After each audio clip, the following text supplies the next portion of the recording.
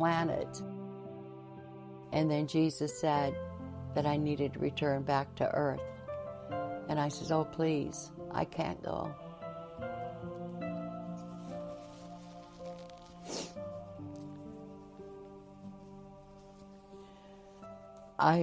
Excuse me. I didn't want to leave the love that I felt there, the total acceptance. I saw a beautiful man that I recognized to be the Father, God. And I ran to him and fell at his feet, my head on his lap. And he said, you have a mission, and I want you to see what that mission entails. Then you must go back. I remember traveling quickly. The next thing I knew, I saw my body. I went into the body not because I wanted to, but because I was compelled to. And I felt the dark dankness of it. The human body compared to the spirit body is so, so different. I was shown how my death would impact my family. So I was shown my 2 children, who at the time were 5 and 2 years old. I was shown what their grief would be like. I was shown how that would impact them throughout their life, that they would miss me, but that they would be okay, that their life would thrive. Another person that really stood out was my husband's grief. That grief was, I felt it. I felt his grief like it was mine. It was really intense. I wanted to float down to my husband's body, which I could see sleeping on the fold-out couch. I wanted to tell him that everything would be okay. Anthony kind of squeezed my shoulder lovingly, and he smiled at me like I had answered some unspoken question. And then Anthony and the light both started going this way, and I started falling backwards into my body. Going back into my body hurt. Leaving my body did not. It was like jumping into an ice-cold pool after being in a sauna. It's hard for me to say it was a miraculous healing, but I suddenly started expelling all the blood that had been pooling in my abdominal cavity. I expelled over 2 liters of blood and 800 cc's of fist-sized clots. It scared the entire nursing staff. It scared my family. I mean, it's scary when you see that much blood coming out of a person. But what was odd was that my vitals were improving. I was actually stabilizing, not getting worse.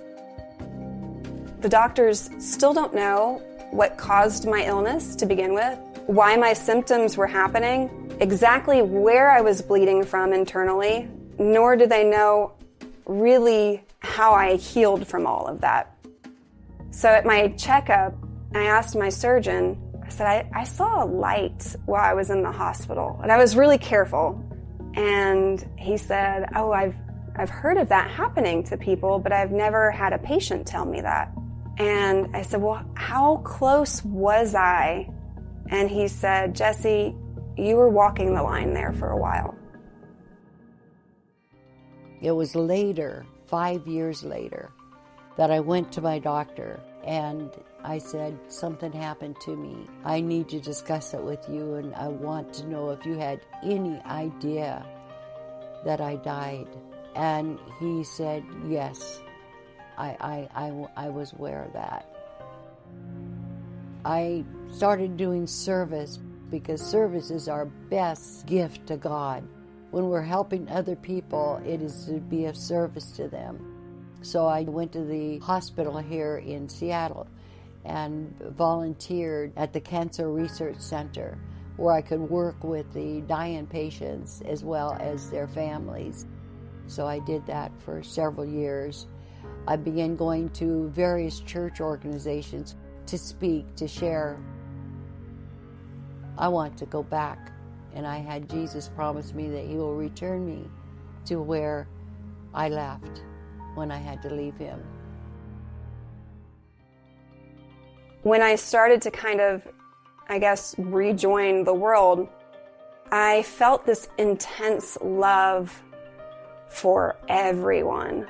Not that I was necessarily a selfish person beforehand, but this new feeling was that I cared about everybody I saw. I have no fear of dying. Not that I ever really considered death before, but I could die right now and I would be perfectly okay with that.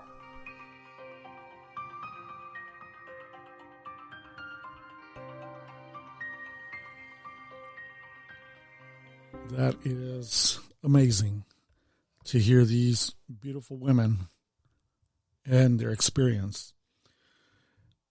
Betty J. Eadie and Jessie Sawyer. Betty J. Eadie is a New York Times best-selling author. I found that out afterwards. And Jessie is a homemaker. They both detail their spiritual experiences after they both say that they died while undergoing surgeries. So, take it from me. I've experienced similar events as they did, but they went much further into heaven, and they're lucky because they got to see the Father. And who knows, maybe when it's our turn, maybe we'll experience it. So, again, if you have any experiences or anything you wish to share, to put it on my podcast, reach to me at rudyonthego@hotmail.com. I will get back to you, and if you'd like to go live on the show, then I would be more than happy to give you a call, and we can share that live on the show. So I really hope you've enjoyed today's episode, and I look forward to the next one. For myself, Rudy on the Go, I am very grateful for your time, for listening in.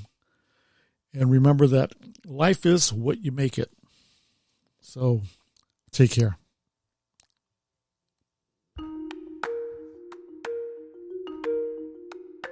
We hope you've enjoyed today's segment with Rudy on the Go here on It's Reality Podcast.